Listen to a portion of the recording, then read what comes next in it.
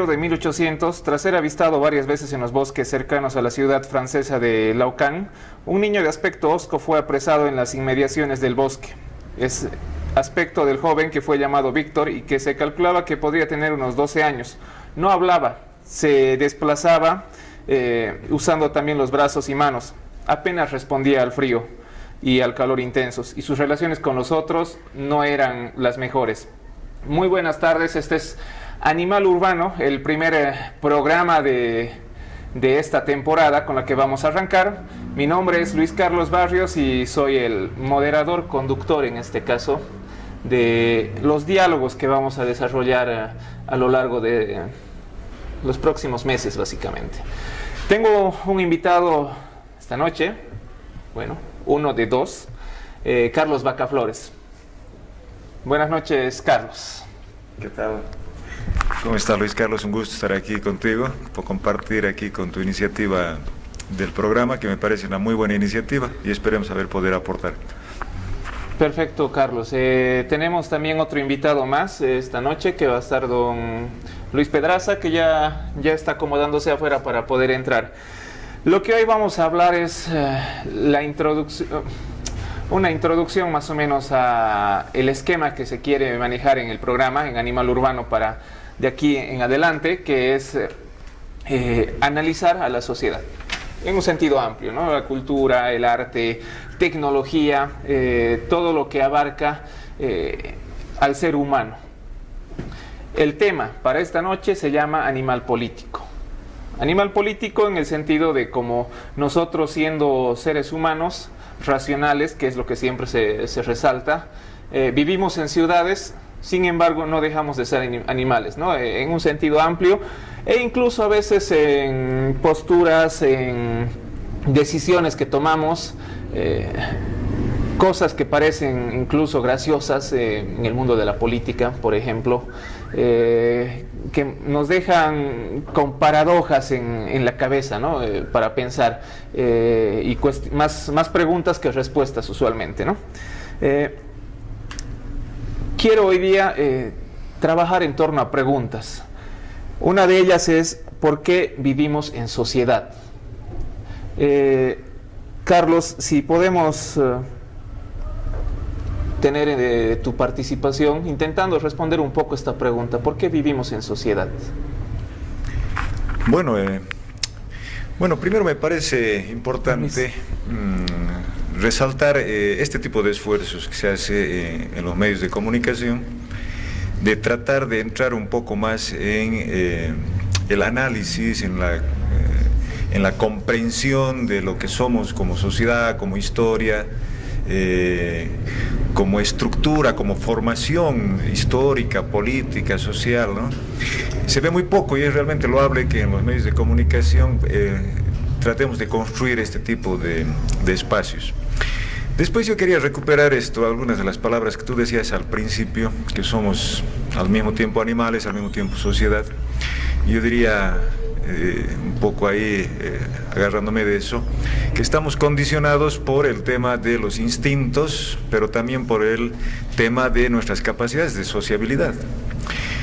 Y ese es un doble juego, ¿no? Que hay las ciencias sociales en general han tratado de resolver, me parece a mí, este dilema de cómo se conjuga eso para poder vivir juntos, para poder proyectarnos como conjunto, como población biológicamente constituida, pero también sociológicamente articulada, hacia el futuro, para no extinguirnos, que yo pienso que es un poco el sentido de la existencia, de la coexistencia de las especies lo podríamos ver el mundo como un gran ecosistema. Y finalmente nosotros no dejamos de estar fuera de un contexto que tiene posibilidades reales de acabarse, ¿no? Con nuestra propia actividad. Eso se lo ve, digamos, en la naturaleza, cuando algunas especies comienzan a tener interacciones sobredimensionadas desde algunas de sus características y destruyen su medio, porque el medio es un lugar donde vos puedes desarrollarte, y la sociabilidad, la característica del hombre, me parece que es de poder un poco racionalizar el cómo no destruir el entorno biológico y también social para poder sobrevivir, seguir sobreviviendo. Y eso me parece que por un lado es el juego político, también podríamos entenderlo, de cómo entender que todo este juego de la competencia por estar en el espacio, por conquistar el espacio, por articular la sociedad, no nos lleva finalmente a una destrucción, sino a resolver, a construir pactos, a acuerdos, finalmente normas de sociabilidad que nos permiten proyectar cada vez en mejores condiciones. Yo pienso que ese es el tema, lo que nos hace animales políticos, animales sociales, animales culturales, es esa posibilidad de poder agarrar nuestra condición, nuestra condicionante biológica, ecológica, y encontrarle salidas para no desaparecer como especie en el futuro. Y desde ahí yo pienso que podemos plantearnos un análisis sobre la temática. Muy bien, Carlos, gracias. A don Luis Pedraza, muy buenas noches, bienvenido al programa. Me olvidaba hablar de algo importante antes de entrar al tema en sí, ¿no? Que bueno, ya has dado tu perspectiva, pero creo que cada uno tiene una perspectiva en razón de su práctica profesional, en razón de su ocupación, de sus lecturas. Carlos Vaca Flores, geógrafo, ¿qué más tiene entre lo académico ahorita, ¿no? y lo práctico, la dedicación profesional? Bueno, yo soy agrónomo en la licenciatura. Yeah. He tenido la suerte de hacer una maestría en geografía agraria y actualmente estoy a medio de hacer un doctorado en desarrollo rural. Es decir, mi formación académica está muy orientada hacia los procesos sociales de la ruralidad, ¿no? Podríamos decir, de la parte biológica, medioambiental y cómo su condicionante social interactúa con eso. Actualmente yo trabajo en investigación en Tarija. Se trata de hacer investigación porque en un medio como en Latinoamérica recursos, en general es muy complicado hacer investigación, pero tratando un poco de rescatar los procesos vinculados al movimiento campesino, sobre todo, movimiento indígena, los procesos políticos en los cuales están involucrados últimamente, y ahí estamos tratando de entender, de apoyar. Entonces, más o menos mi área de acción. Muy bien, en el tema rural, básicamente. Don Luis Pedraza, un poco de su currículum, básicamente, ¿no?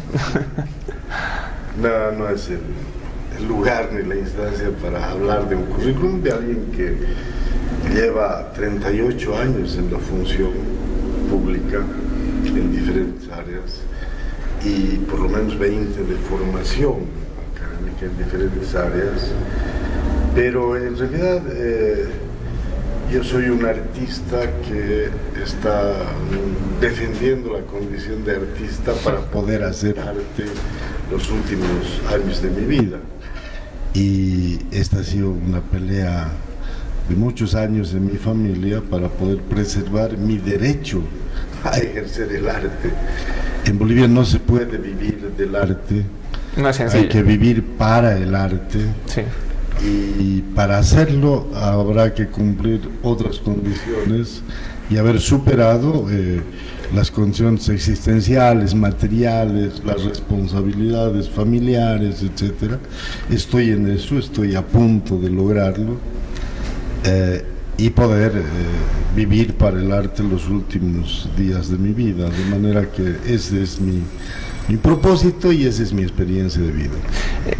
O sea, suena más interesante entender este concepto del arte, porque además de ser artista, entendiéndolo en la alta cultura, como se denomina muchas veces, la pintura, la escultura y toda esta rama amplia, también tiene por este tiempo coyuntural una actividad artística en otro sentido, ¿no? En la política, que en el sentido amplio tiene un algo de igual, ¿no? De teatro. Yo creo que el arte de la política hoy en la realidad es un dicho que le queda muy grande. Hoy día la política atraviesa por una fase más bien de mediocratización, atraviesa por un proceso de degradación muy profundo, por una crisis de valores, de principios, de contenidos, y no creo que hoy por hoy la política sea un arte. Se dice el arte de la política, Claro, pero un vale para concepto otro bien clásico, momento, ¿no? para otro enfoque. No creo que sea comparable. Ahora, efectivamente, en la vida de los seres humanos, y quisiera entrar un poco a comentar el criterio de... Porque vivimos en sociedad. Sí. En realidad, en la escala animal, nosotros ocupamos un lugar más. Y con toda seguridad hay sociedades, es decir, esquemas sociales también desarrollados en el mundo animal, fuera de nosotros, con toda seguridad. Sí. Y si nosotros vamos a los orígenes de la humanidad, hemos empezado como cualquier género del reino animal y hemos ido evolucionando en base yo creo que a dos ventajas. Una mayor posibilidad de uso del cerebro, mayor desarrollo cerebral, y luego el desarrollo de prácticas, de costumbres, de hechos que han logrado desarrollar la sociedad humana, separándola de todo el reino animal y conformando un conjunto de interacciones e interrelaciones que hoy día, a través del desarrollo institucional de normas y de instituciones, ha permitido lograr esta vida en sociedad.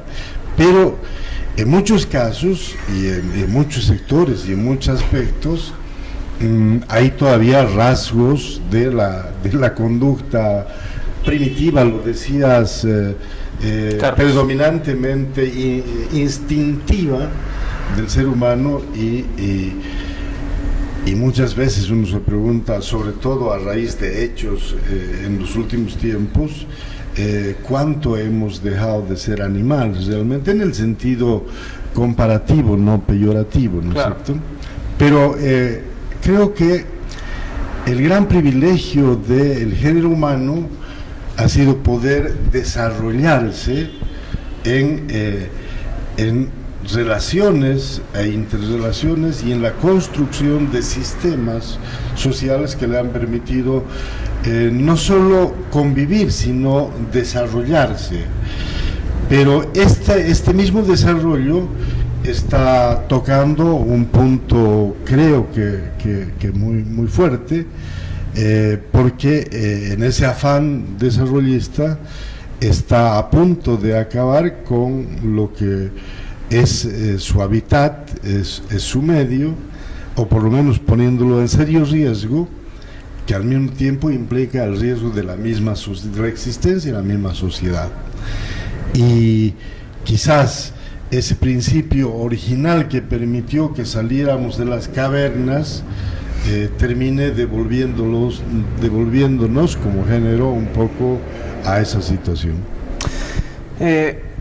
En esencia creo que podemos coincidir en que el vivir en sociedad ha sido más una cuestión natural, se ha ido dando paulatinamente, de una u otra manera desde el clan, la tribu, los seres humanos nos hemos reunido en grupos más o menos grandes, ¿no?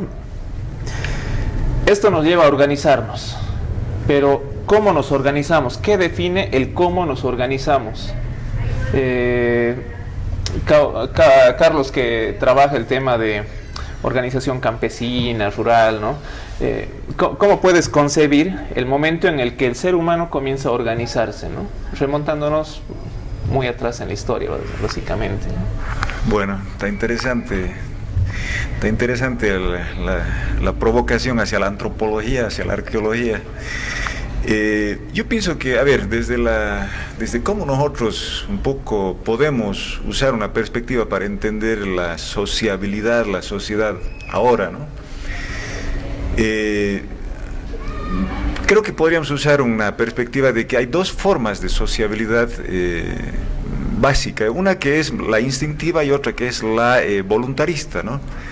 La instintiva sería más un sentido comunitarista, un sentido de las articulaciones familiares, de los instintos por defenderse, por sentirse parte de algo que te va a proteger contra el entorno, ¿no? Es más, es más un sentido orgánico de formación, de articulación de la sociedad. Eso se proyecta culturalmente también hasta nuestros tiempos, ¿no? Incluso hay teorías del comunitarismo, ¿no? Perspectivas del comunitarismo que se lo maneja en ese sentido. Nosotros vivimos en una sociedad donde persisten, por ejemplo, comunidades campesinas, comunidades indígenas. En los medios urbanos tenemos comunidades de articulación cultural, cuando hacemos una fiesta del niño en Tarija, por ejemplo. Ese es un espacio comunitario, urbano, me parece. Pero también más desestructurado hoy en día, ¿no? Sí, es más complejizado, yo pienso, por la evolución de la civilización. No puedes ya hablar de estructuras básicas que se mantienen hasta ahora así puras, ¿no? Pero hay otras formas de sociabilidad que son más, digamos, desde la perspectiva de tu intelectualización de la realidad. O sea, un voluntarismo, por ejemplo, una asociación, o tal vez en cierta forma la ciudadanía. Son comunidades, o sea, la modernidad creo que produce esa perspectiva de sociabilidad donde se intelectualiza la forma de articulación de la cultura, de la economía, de la política. Se forma, por ejemplo, el Estado moderno en sus formas hegemónicas, pero también no dominantes que existen por ahí. Y ahí vos puedes ver entonces lógicas de sociabilidad que son no necesariamente intuitivas, sino más desde una valoración que uno hace de las elecciones que puede usar. Entonces, creo que el paso en la evolución humana de andar, como decía Luis al principio, de salir de las cavernas, creo que el salir de las cavernas han sido algunas cuestiones importantes en la evolución humana, ¿no? Una ha sido articularse con fines más allá de resolver la cuestión básica de la sobrevivencia intuitiva. Yo creo que la agricultura, por ejemplo, ¿no? El hecho de ver el entorno, la agropecuaria, la agricultura, ver el entorno y tratar de manipularlo para que vos puedas tener mayor capacidad de sobrevivencia, manipulando criando, cultivando, cosechando, y ahí comienza a venir una lógica de pensar cómo apropiarse del espacio. Entonces la apropiación del espacio comienza a generar estructuras de defensa del estadio, de defensa del espacio, aunque en el estadio también podría ser aquí una metáfora del fútbol, sí. de este proceso. Y ahí se va complejizando, ¿no? Y se va conformando sociedades complejas en la modernidad, o en modernidad en el sentido de la evolución, ¿no? Claro. No en el sentido del paso de esa etapa denominada modernidad. Claro, que podría ser un tema muy interesante para otro programa, ¿no? Sí, sí, sí. Y creo que ahí podríamos ir nosotros viendo cómo hay un parteaguas como especie, porque me ha gustado esa parte donde Luis decía que no somos la única especie que podemos, por ejemplo, criar o artificializar el medio. Podemos ver las abejas, podemos ver las hormigas, podemos sí. ver, no sé, muchos animales que infieren en el entorno para crearse condiciones para su sobrevivencia o para que se críen otras especies de donde sacan ellos su alimento, en fin. Pero ellos lo hacen instintivamente. Siempre el mismo procedimiento, siempre la misma organización, muy complejas en algunos casos, pero es lo mismo, ¿no? En cambio, el ser humano tiene la diferencia de que puede eso manipularlo. Y eso yo pienso que es el tema de la cuestión cuando hablamos del animal político, es de que no estamos condenados a repetir la historia, que es, digamos, me parece el fondo del tema. Nosotros podemos evaluar lo que hemos hecho, podemos entender lo que estamos haciendo y tenemos la posibilidad de sobre eso pensar cómo mejorar, cómo resolver cuestiones que están, en nuestra opinión, yendo mal, y podríamos experimentar para hacer bien. Si nos va mal podemos volver, es decir, podemos hacer eso lo que nos diferencia. Entonces ahí creo que está un poco el tema de la evolución humana y de cómo podemos ir nosotros intelectualizando sobre eso para aprender en nuestra sociabilidad contemporánea. El ensayo-error, ¿no? Creo que es básico en la sociedad humana. Hacemos algo, nos equivocamos y sobre eso nos adaptamos. Las sociedades contemporáneas se van formando así.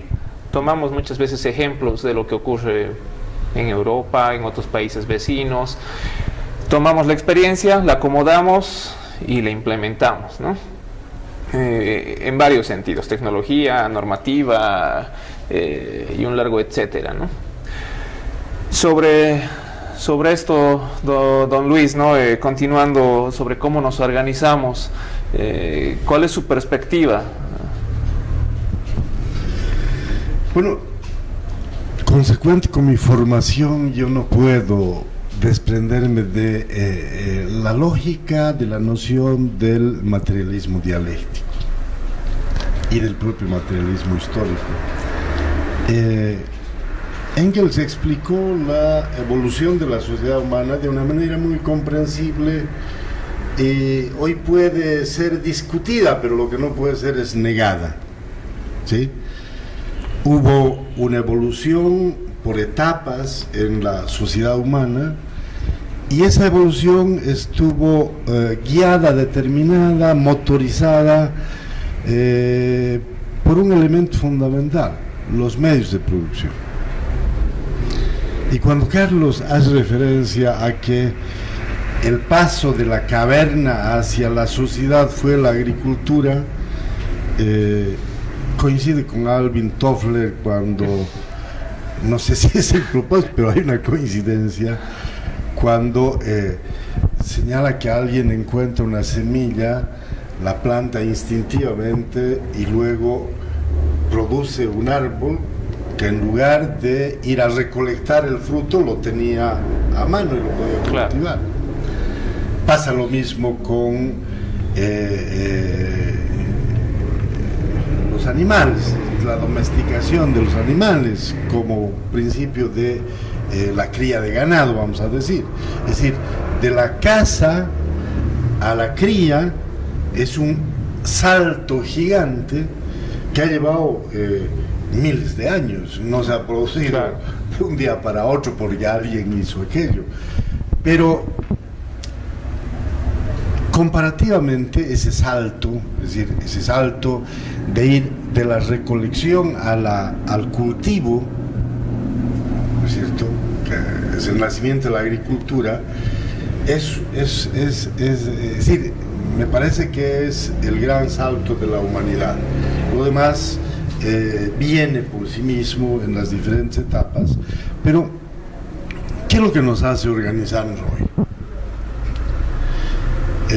Y aún respetando este criterio de la formación social que plantea el materialismo dialéctico, es el control de los medios de producción, no es otra cosa. Es decir, para la satisfacción de las necesidades humanas, de las necesidades sociales, y es en la disputa del control de estos medios de producción que se producen las desigualdades, las inequidades, que originan las luchas, las revoluciones y que fundamentan las organizaciones para defender el privilegio de ese control o para buscar el control de esos privilegios. Pero en realidad la sociedad a lo largo de su evolución y de su historia ha encontrado elementos de articulación y de movilización, movilización en el sentido social, movilidad más bien en el sentido social, para ir avanzando a momentos como este. Y yo quisiera tocar de manera tangencial un punto que me preocupó a partir de ayer, viendo la sociedad humana, a partir de anoche, de una conversación con un amigo. La tecnología ha desarrollado de tal manera, ¿no es cierto?, que en un momento, dados en los años 40, 30, finales del 30, mediados del 30, con el intento de dominar el átomo, por decir, en los años 20 con el descubrimiento del petróleo, que fueron importantes incentivos para el desarrollo, vamos a decir, desarrollismo de la sociedad humana en todo el planeta. Pero a partir de hace algunos años, y sobre todo en el último año y en los últimos meses, hay tendencias, por ejemplo, a desmontar todas las instalaciones de energía nuclear. Este ya es un propósito. Hay una convención firmada el año pasado en París para acabar con el uso de combustibles fósiles. Que se logre o no se logre en el tiempo debido, ese es otro problema que ojalá lo podamos ver. Pero lo que está diciéndonos todas estas grandes determinaciones que tienen alcance mundial es que hay una preocupación que espero no sea tardía por la preservación del planeta. Claro, nuestro medio ambiente, ecosistema, ¿no? Donde subsistimos. Y volvemos al mismo, al origen de la charla, ¿no es cierto? Es decir, ese salir de las cavernas y andar y formar la sociedad y desarrollarse, interactuar entre humanos y entre sociedades, ha llevado a un punto en el que ese propio desarrollo está poniendo en riesgo, lo que decía Carlos, es el hábitat. ¿Qué hacemos si terminamos con el medio en el que vivimos? O por lo menos deterioramos a tal extremo las condiciones de vida que ya no lo podemos habitar. Y esto puede significar no un retroceso, es decir, esta toma de conciencia, estos compromisos planetarios, si vale el término, por energías limpias, renovables o lo que se llame, o la preservación del medio ambiente, sino no un retorno, sino un freno al menos en esta desbocada carrera que en las últimas décadas nos ha puesto al borde de la extinción como género humano por el deterioro del ambiente y del medio que habitamos. Claro que entonces creo que una vez más los mecanismos de organización y de defensa de la sociedad en su instinto de preservación y de sobrevivencia van a volver a actuar para tratar de imponer los mecanismos reguladores, por lo menos los frenos, en este despeñadero. Claro que esto, el ejemplo que daba, ¿no? De cómo se está intentando ahora dejar la producción en el tema nuclear, transgénicos para la agricultura. Dependiendo desde dónde lo vea, lo va a ver bueno, malo, un avance o un retroceso, ¿no?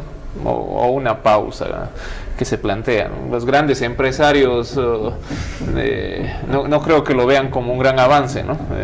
Ese es como un retroceso, sino más bien nos están generando una lucha, una disputa en otro nivel donde los ciudadanos comunes y corrientes no llegamos a participar, ¿no? Pero esa es la lucha en la que me ratificaba al todavía adscribirme al materialismo dialéctico. La disputa por no solo el medio de producción, la forma, la tecnología de la producción, sino por el excedente de la producción, es lo que todavía está moviendo al mundo, está claro.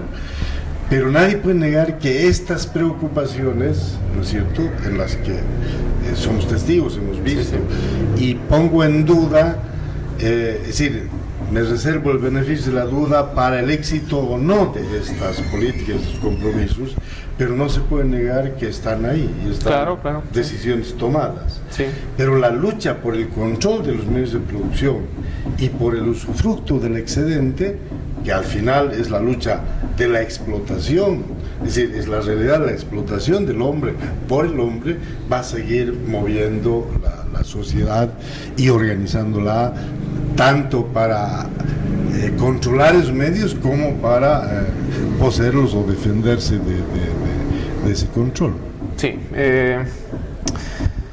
en cómo nos organizamos, creo que yendo un poco a lo que es la formación de los estados, ¿no?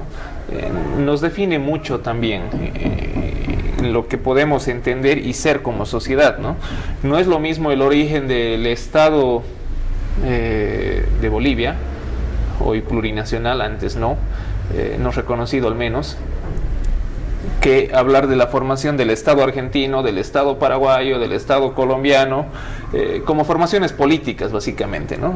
Nosotros nos hemos constituido de manera artificial en el siglo XIX, luego de estas luchas por la independencia, guerrillas y demás que han ocurrido, esta guerra constante que hubo por desligarse de España, ¿no? Al menos en un sentido bien político, ¿no? De la administración de España.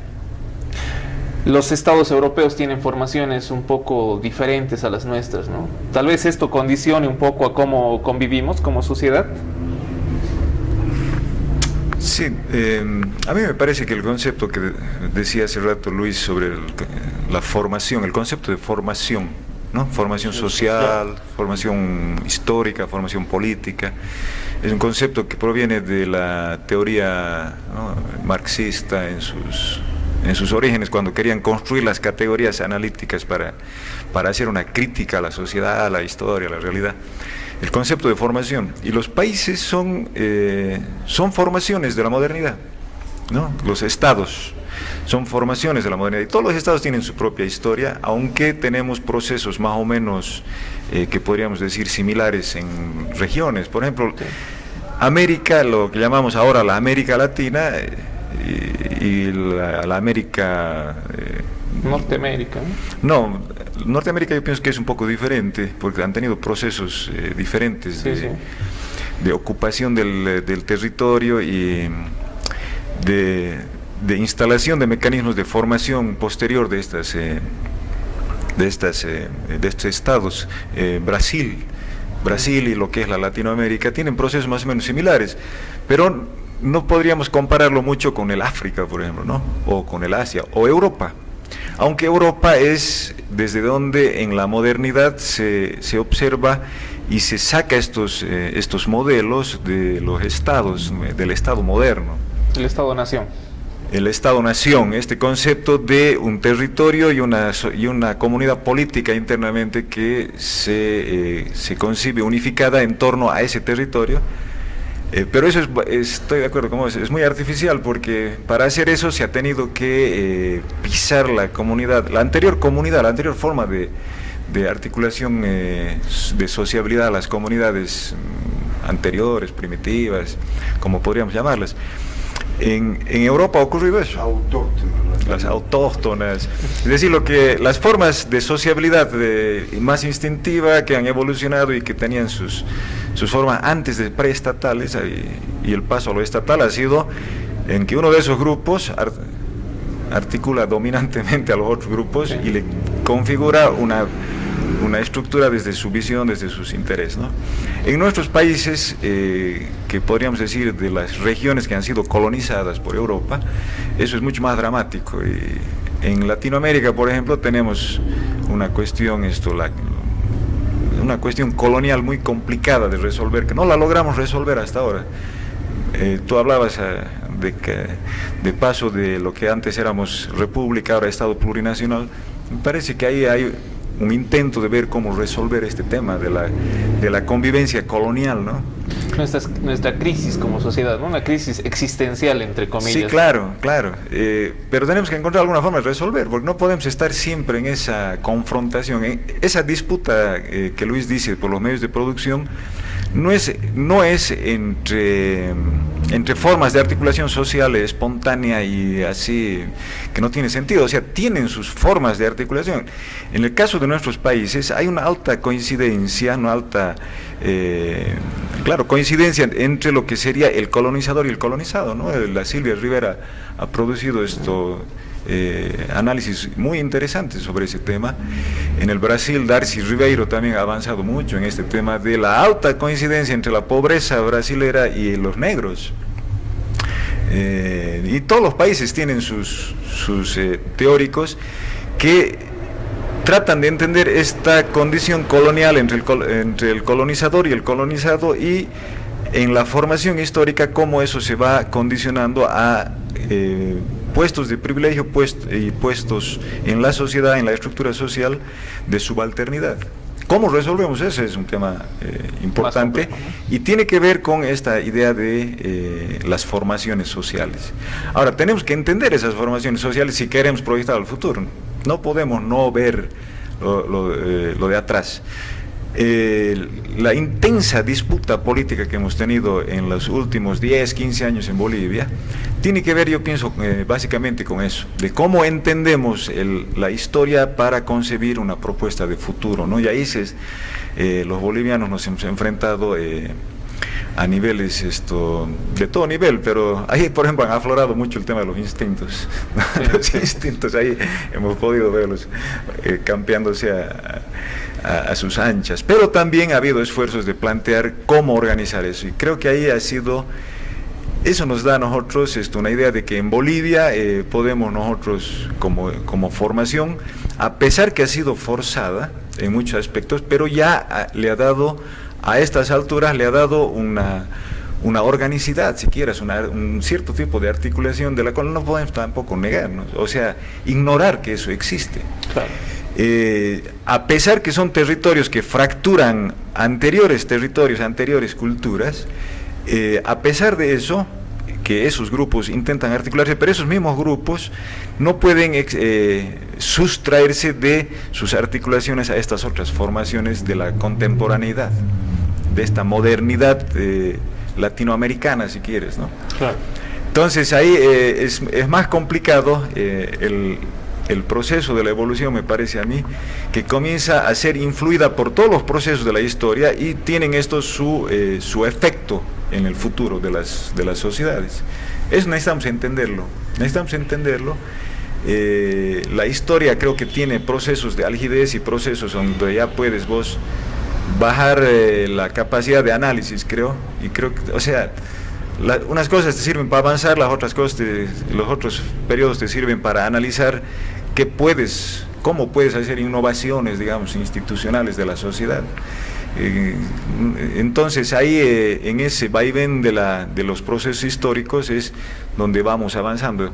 Creo que como sociedad boliviana, y al igual que las sociedades latinoamericanas, los países en Latinoamérica, no podemos decir que nos hemos estancado, y ahí también hay situaciones en que operan, ¿no? La colonialidad también me parece a mí que es un enfoque muy útil para entender este tema, de cómo las hegemonías de la perspectiva globalizada, de los procesos globalizados, en esta época, en esta modernidad, tienen un epicentro europeo. Y es muy difícil que las culturas y las civilizaciones de las otras partes del mundo puedan competir en la construcción de los proyectos de sociedad, en los proyectos de futuro. Ese es otro de los grandes dilemas, ¿no? ¿Cómo resolvemos lo que Boaventura de Santos dice, una ecología de saberes, una ecología de culturas, una ecología de procesos sociales? Ecología en el entendido de convivencia de diversidades que interactúan. Sí. Y que en esa interacción producen el ecosistema, ¿no? Claro. Esa metáfora que la toma él de las ciencias naturales, pero en lo que serían las ciencias sociales también estamos hablando, que sería una perspectiva diferente de estas perspectivas de dominación, donde una perspectiva coloca el parámetro para seguir, para evolucionar. Y este tema de mirar Europa, por ejemplo, es algo que es muy complicado para nosotros como países de la no Europa, de lo que sería la periferia de esta centralidad de la modernidad. Que claro, el eurocentrismo, ¿no? Entonces, el Estado-Nación es algo que es una figura que surge desde Europa en ese sentido. Las formas de estatalidad que había en estos territorios, que también las había, no eran necesariamente como las europeas, eran otras formas de estatalidad, pero también eran estatalidad en ese sentido amplio, aunque no sé si así lo pensarían ellos como estados, ¿no? Pero sí había. ¿Y por qué no son parámetros de organización actualmente eso? Porque ahí vos tienes ya operando otros procesos que te hacen desvalorizar ciertas formas de conocimiento respecto de otras. Entonces ahí ya la cuestión se complica bastante más. Creo que en eso, si bien hemos avanzado bastante, nos falta todavía avanzar más, porque estamos viendo aquí las críticas que se hace, por ejemplo, al denominado proceso de cambio, como algo que ha tenido un gran impulso en términos de propuesta y después ya en su implementación ha comenzado a tener dificultades ya de operacionalización, que básicamente se han dado, a mi modo de ver, porque no se ha valorizado las diversas fuentes de conocimiento que podrían haber aportado a eso. Entonces, y bueno, por ahí, ¿no? Claro, creo que se ha visto consumido el proceso de cambio, entre comillas, por los actores políticos mismos, ¿no? El desgaste natural igual de los sistemas, de mantener a un liderazgo único por demasiado tiempo te genera en algún momento problemas, ¿no? Y hoy en día, o en estos días en realidad, creo que hablar del proceso de cambio es como que agarrarlo con pinzas, ¿no? Porque se ha visto desnaturalizado, no en la teoría, porque la teoría es interesante cómo se ha ido produciendo textos y análisis en torno a esto, ¿no? Desde los años 80, que no es de ahorita. Pero la gente no quiere ver eso ahora, ¿no? La gente está distraída en la coyuntura, que igual es importante, ¿no? Porque nos da elementos para avanzar en torno a lo que se tiene como proyecto político, que como proyecto político, sea del MAS o de cualquier otro partido o agrupación, creo que es hegemónico, ¿no? Se aspira a eso, a la hegemonía del poder. Don Luis, en torno a esta... Sobre lo mismo. Sobre lo mismo. Y muy interesante la abstracción de Carlos, pero creo que hay que hacer un esfuerzo a esta altura del programa para aterrizar. La teorización es extraordinaria y es decir, la posibilidad de abstracción es todavía mucho más importante, pero también la construcción en el mensaje es importante. Yo quiero partir por lo último. En realidad el proceso de cambio que lo mencionó Carlos, lo reforzaste tú, es una claudicación a la revolución, a la idea de revolución democrático-cultural original. O sea, lo que termina llamándose proceso de cambio empieza definiéndose como revolución democrático-cultural, tomada fríamente del viejo texto de Nikitin de teoría política, es decir, de economía política más o menos. Esta era una etapa en la construcción del socialismo, en el viejo enfoque leninista, pero termina hoy denominándose proceso de cambio a esto que ha transcurrido la sociedad en los últimos 12, 14 años, no solo 10 de gobierno, sino desde el año 2000, 15 a 16 años entonces. Y el producto de ese proceso debería haber sido el Estado plurinacional. Ni este ha sido un proceso de cambio, ni hemos construido un Estado plurinacional. Dentro de poco no se va a poder mencionar el Estado plurinacional como tal. Y Carlos tenía razón en decir no se puede dejar de mirar al pasado. Yo creo que el gran defecto aquí es que solo se miró una parte del pasado, porque en ese pasado inmediato antes de la colonialidad a partir de la aparición de Colón, pero antes hay un proceso. Podría ser una forma de... No, pero naturalmente, sí, claro. Porque antes hay un proceso de expansión colonial, entre comillas, o dominante, más dura y más cruel que la propia llegada de los españoles. Una dominación imperial, ¿no? Una dominación imperial expansiva, sí, que ha terminado diezmando a importantes grupos y culturas de la época hasta consolidar un esquema de dominación de la cultura quechua, asentada en el Cusco y desde ahí controlada prácticamente gran parte de lo que es el continente. Hay procesos anteriores mucho más ricos y más desarrollados que sucumbieron, que fueron sometidos y fueron exterminados, inclusive, no solo como procesos borrados por esta política imperial expansiva de la cultura quechua.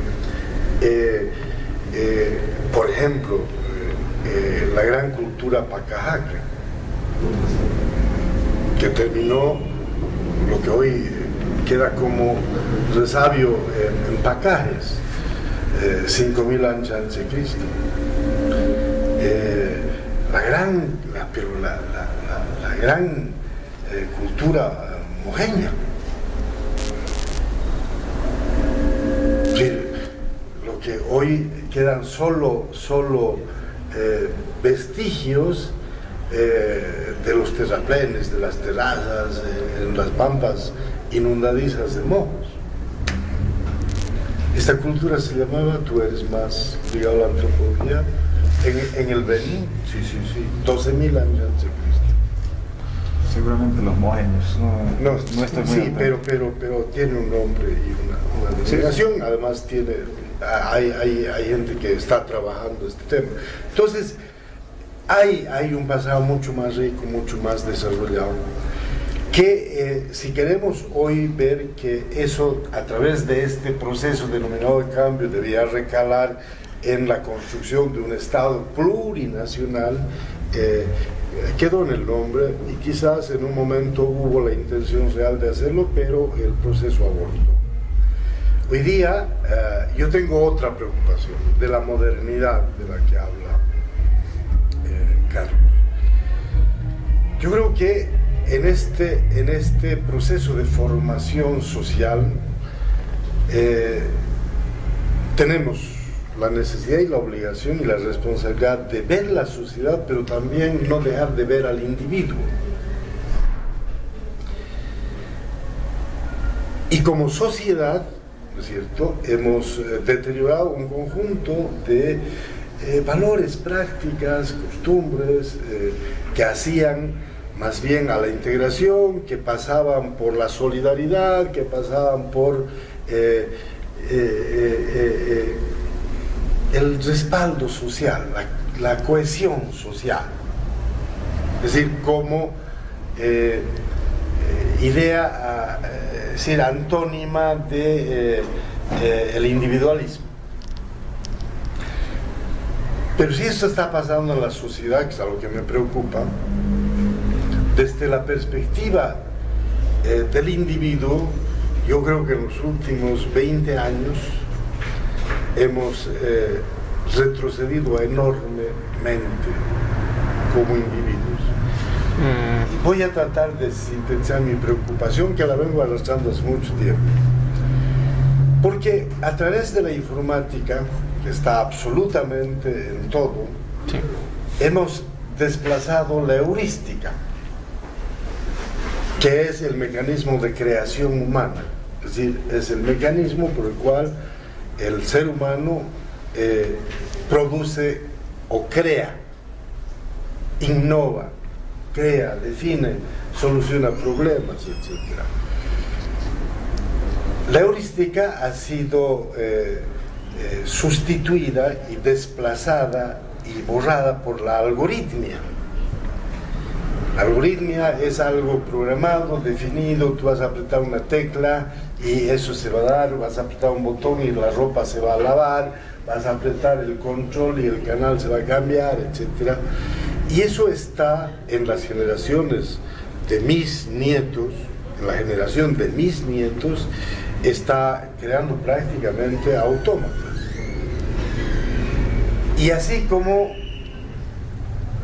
estamos viendo algunos esfuerzos, ojalá sean suficientes para preservar el planeta, para defender el medio ambiente, hay que preservar y devolver la habilidad creativa del hombre. De lo contrario, vamos a perder el motor que ha permitido el desarrollo de la humanidad, o sea, a partir del aporte del individuo. Si ustedes ven a un niño de 8, 10 años hoy día, de 6 inclusive, maneja estas cosas con mucha más habilidad que nosotros, porque corresponde a su generación. Claro. Pero pídele que desarrolle un proceso manual mecánico para hacer algo que antes nosotros lo hacíamos o hoy lo hacemos, no lo va a hacer. Y ese nivel de aporte a la sociedad ese nivel, ese déficit en el aporte a la sociedad como individuo va a terminar creando una generación muy difícil. No quiero darle un calificativo, pero es un tema que a mí me ha preocupado desde hace mucho tiempo. Es decir, el desplazamiento de la algoritmia, es decir, de la heurística, que es el proceso creativo, innovador, que genera el desarrollo de alternativas, de respuestas, el desarrollo de mecanismos, de tecnología, para poder ir haciendo que la sociedad vea mejor y resuelva sus problemas, por esto que está definiendo y formando una generación muy limitada en materia de creatividad y reduciendo el aporte al enriquecimiento de la sociedad. Claro, esto viene igual por parte de qué se está realizando desde los procesos educativos, ¿no? Porque nos llega todo sencillo ahora, el celular, el botoncito, apretas, deslizas el dedo y lo tienes todo ahí. Pero esta producción no es tan sencilla, ¿no? Llegar al celular, a la tableta, a la computadora no ha sido un proceso simple. Nosotros como sociedad boliviana, latinoamericana, incluso creo que estamos haciendo que lo que dice don Luis, ¿no? Generando autómatas de las nuevas generaciones, de que en lugar de que lleguen a comprender cómo se hace esto, directamente lo utilizan, ¿no? Antes que me refute Carlos, porque está tentado a hacerlo. Es decir, habíamos hablado de organización a partir de la interacción social y de la necesidad de que los humanos se organicen y se reúnan para encarar la defensa de sus propios problemas, sus aspiraciones, la búsqueda de sus reivindicaciones, etc. Hoy ve un grupo de 8 niños o jóvenes o adolescentes en un café o en una plaza. Están reunidos y se han convocado para reunirse, pero cada quien está pegado a la pantalla de su móvil, cualquier cosa, ¿cierto? Están juntos, pero no están reunidos, claro, y no están interaccionando socialmente. Pasa lo mismo en la familia, que no se controla a la hora del almuerzo o en cualquier momento. Me refería a eso, es decir, al debilitamiento de las razones para fortalecer la interacción humana como base de la organización. Debilitamiento de las relaciones sociales, creo, en esencia, ¿no? Para cerrar ya, cortito, en minuto y medio. Te gané la... Sí, no, estoy de acuerdo con Luis en el sentido amplio de eso, ¿no? Pero no hay que olvidar que, por un lado, el acceso a la tecnología es diferenciado en las sociedades. Por lo mismo que tú decías, este motor que mueve la historia, que es la lucha por el control de los medios, por el control de los recursos, el control de los excedentes. Lo vemos en Tarija, la dinámica política, la dinámica actual es la disputa por el excedente, ¿no? Y las concepciones de política, las concepciones de institucionalidad se están disputando por el control de los recursos. Entonces, y ahí tú tienes familias que se reúnen con el teléfono y familias que quisieran reunirse así, pero que no lo pueden hacer, porque simplemente no se podrían comprar. Son los menos, pero cada vez son los menos, ¿no? Porque habría que verlo. Habría que verlo. Ahora es mucho más, más posible, ¿no? Sí, ha bajado pero en términos generales, porque el acceder a un teléfono no es solamente acceder a un teléfono, ¿no? Claro. Es todo un contexto cultural, de consumo cultural, que está vinculado a condiciones de clase, económico, acceso a historia de formación, de acceso a educación, de generaciones que te condicionan el poder llegar a ciertos lugares del uso y el consumo de la tecnología. Es un consumo cultural finalmente. Y ahí y si a eso le sumamos esa historia que hacías de la colonialidad desde Colón y desde antes, son procesos geológicos incluso, ¿no? Porque el cambio climático no solamente lo produce el hombre, ¿no? También es un cambio, un ritmo natural del clima la Tierra, que vos ya lo mides en miles de años. Claro. La historia de las civilizaciones en Latinoamérica las tendríamos que ver en los últimos 10, 15 mil años, que es lo que se calcula que es lo que habría venido en el Neolítico, hubiera pasado esta población desde Asia hacia América, y ahí qué formas de adaptación climática habrá tenido que haber, porque el ejemplo que daba de Mojos, por ejemplo, era un ejemplo que tenía un sentido en un régimen pluviométrico un poco diferente del de ahora, ¿no? Entonces, ahí hay cosas que ya nos complejiza más, pero... Cerrando. Sí, es difícil cerrar esto. Me parece, bueno, yo para cerrar, en realidad lo que haría es felicitar tu iniciativa de hacer esto, para armar eventos de construcción de conocimiento en un sentido propositivo, que me parece que hace falta en nuestro medio en general. Ya no estamos muy acostumbrados a pensar, ¿no? Mira, yo estoy metido en el mundo de la investigación. Quisiera encontrar estas cuestiones más seguido, por ejemplo, en la universidad. Sí. Y que es donde deberíamos tener más estas cuestiones, ¿no? Hay muy poco, ¿no? Incluso no sé si se entiende que hay que hacerlo en la universidad. Entonces, creo que esto es una buena señal, que habría que seguirlo haciendo, y ojalá lo sigas articulando, ¿no? Gracias, Carlos, por tu presencia. Don Luis, igual su despedida, por favor. Muy breve. A mí me has movido el piso. Yo estoy acostumbrado a sentarme en un set para hacer discurso, hablar de política, y ha sido diferente en ese sentido, pero para mí me parece muy interesante, muy necesario, importante, y esperemos haber estado a la altura de un tema tan importante como este. Gracias por la invitación. Muchas gracias, don Luis, a usted por su presencia. Esta es una de las maneras en las que vamos a desarrollar el programa, porque el día lunes vamos a hablar de política, pero política ya de coyuntura. Lo que está pasando en el entorno, que igual a la gente le interesa siempre escuchar alguna perspectiva más digerida, ¿no? Porque sabemos que el ciudadano común no tiene el tiempo o no tiene las posibilidades de acceder a sentarse a estudiar un libro y ver qué dice, a ver la teoría o qué dice la norma incluso, ¿no? Porque nos paramos frente a la pantalla o agarramos el periódico y confiamos en lo que nos están diciendo los interlocutores, ¿no? Y el lunes vamos a hablar de eso, política de coyuntura. Bueno, ya van a estar coordinando para poderles invitar en otra oportunidad. Muchas gracias a toda la audiencia de Tarija TV. Esto fue Animal Urbano, desde hoy, desde las 6:30 de la tarde hasta las 7:30, de lunes a viernes. Muchísimas gracias.